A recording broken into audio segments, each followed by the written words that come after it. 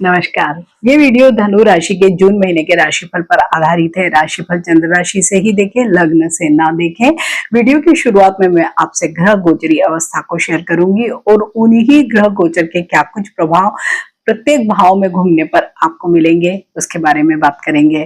तो सबसे पहले बात करते हैं सूर्य की। तो सूर्य 15 जून तक तो 6th हाउस में गोचर करने वाले हैं। उसके बाद 15 दिन के लिए वो 7th हाउस में जाने वाले हैं।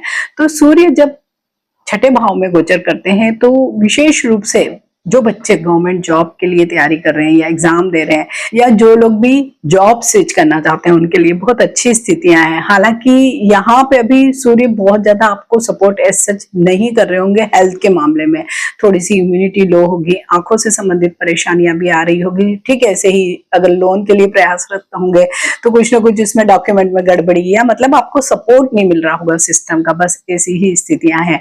शत्रु पक्ष पर अभी हो सकता है कि आप हावी हो, थोड़ा बोलने में आप इगोइस्टिक भी होंगे, तो आप हो सकता है अपने आप से ही शत्रुओं को सामने से न्योता दे रहे होंगे। लेकिन 15 के बाद क्या होगा, सप्तम भाव में जब सूर्यदेव आएंगे तो वो भी स्थिति बहुत अच्छी नहीं कही जा सकती है, क्योंकि मैरिड लाइफ के लिए भी सूर्य कभी भी बहुत बढ़िया वर्क नहीं करते हैं। क्योंकि सूर्य क्या चाहते हैं, दबदबा, पावर। और आप मैरिड लाइफ में अगर स्पाउस के सामने पावर और दबदबा यूज करेंगे तो कभी भी आपकी मैरिड लाइफ शांतिपूर्ण या हार्मोनी वाली हो नहीं सकती है। तो आपको यहाँ पे ही ध्यान रखना होगा, एग्रेशन भी आपका ज्यादा रहेगा। ठीक ऐसी ही स्थितियां जो लोग भी पार्टनरशिप में कोई कार्य करते हैं उनके लिए भी रहने वाली है। तो यहाँ पे भी आपको अपने नेचर में थोड़ा चेंज करना ही पड़ेगा। वहीं पे मंगल 20 तक तो पंचम भाव में गोचर करेंगे, तो यहाँ पे भी चीजें ठीक। पंचम भाव में ऐसे मंगल का कोई बहुत भारी रोल नहीं देखा जा सकता है। हाँ, बच्चों के लिए थोड़ा सा आप उनके साथ आपके रिलेशनशिप्स अच्छे होंगे, या थोड़ा सा आपका अलग तरीके का अभी क्वेश्चन चल रहा होगा तो वहां पे चेंज आएगा। लव रिलेशनशिप भी ठीक ठाक ही चल रही होगी। लेकिन यही मंगल 20 से ही छठे भाव में आ जाएंगे, तो छठे भाव में मंगल अच्छे रिजल्ट देते हैं। तो क्या होगा, जॉब के लिए अच्छी अपॉर्चुनिटीज बनेगी। अगर मकान वगैरह के लिए कुछ लोन लेना चाहते थे तो वो शायद आपकी चीजें मटेरियलाइज हो जाएगी।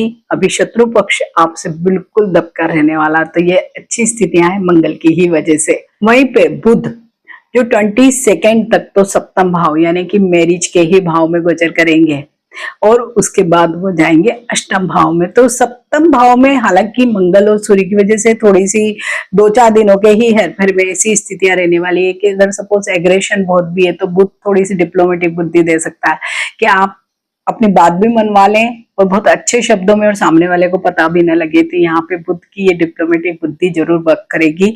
तो मैरिड लाइफ में भले ही हमें लग रहा है कि सूर्य की वजह से प्रॉब्लम होंगे, तो पर कहीं ना कहीं आप कुछ न कुछ बैलेंस अवश्य बना लेंगे।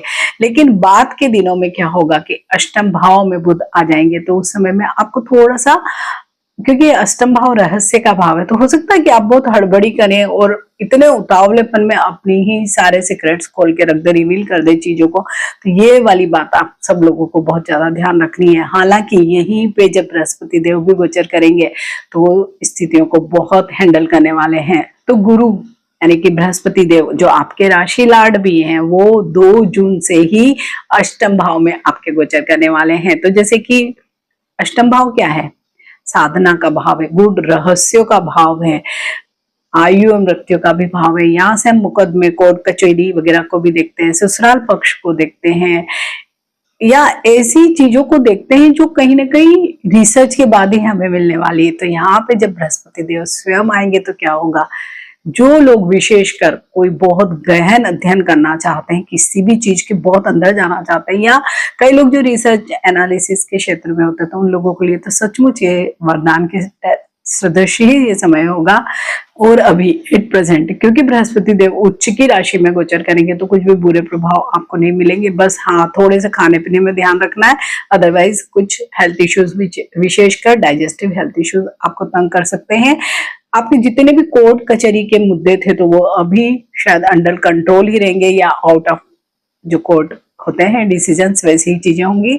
ससुराल पक्ष से भी अब आपके थोड़े से बेटर रिलेशंस हो सकते हैं। आयु और मृत्यु के भाव में जब बृहस्पति देव घूमेंगे तो थोड़ा, जैसे मैंने कहा कि डाइजेस्टिव हेल्थ इश्यूज है, लेकिन टेक केयर करेंगे तो इससे कोई बड़ा प्रॉब्लम नहीं आएगा, क्योंकि उनकी दृष्टियां इतनी अच्छी जगह पे होगी कि अपने आप से ही बैलेंस बनने वाला है। वहीं पर शुक्र 8 जून तक तो आपके सप्तम भाव में।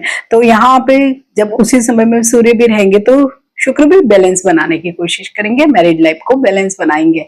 लेकिन इसके बाद वो आ जाएंगे अष्टम भाव में, गुरु के ही साथ योग बनाएंगे वो।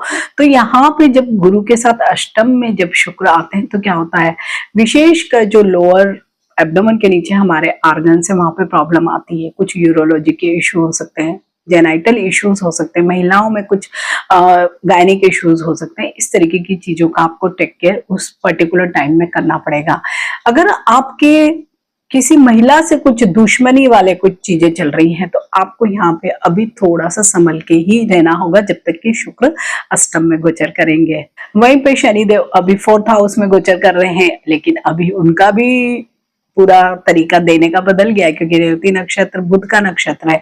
तो ये घर परिवार या भौतिक सुख सुविधाओं के भाव में गोचर कर रहे हैं। तो हो सकता है कि रेवती नक्षत्र का भी एक नेचर होता है कि पुराना सर्कल खत्म करो, नई चीजें लो, मीन्स पुरानी चीजें बेचो, नया कुछ खरीद लो, नया मकान ले लो, नया वाहन ले लो, नए गैजेट अप्लायंसेस वगैरह ले लो, ऐसी चीजें दिखाई दे रही है। अगर माता का भी स्वास्थ्य पहले अच्छा नहीं था तो अब वो भी बहुत अच्छा रिकवर करेंगी, मीन्स वो भी हेल्दी हो जाने वाली है। तो यहाँ पे शनिदेव भी आपको अच्छे रिजल्ट ही देने वाले हैं। वहीं पे राहु तो अपने पसंदीदा भाव 3rd हाउस पराक्रम के भाव में ही गोचर कर रहे हैं। तो अभी दूसरे अन्य स्टार का भी जब उनको साथ मिलेगा तो क्या होगा, जो लोग सोशल मीडिया पे काम करते हैं, कंसल्टेंट है, ट्रेवल इंडस्ट्री में काम करते हैं, तो उन सब लोगों के लिए तो राहु भी अभी वरदान की तरह ही होंगे और उन लोगों को बहुत अच्छा नेम फेम पैसा सब मिल सकता है। वहीं पे केतु कहाँ है, 9वां भाव यानी कि भाग्य भाव में है। तो केतु भी भाग्य को थोड़ा सा सप्रेस करने जैसा काम अभी एट प्रेजेंट तो नहीं करेंगे, क्योंकि वो भी अच्छे नक्षत्र में घूम रहे हैं।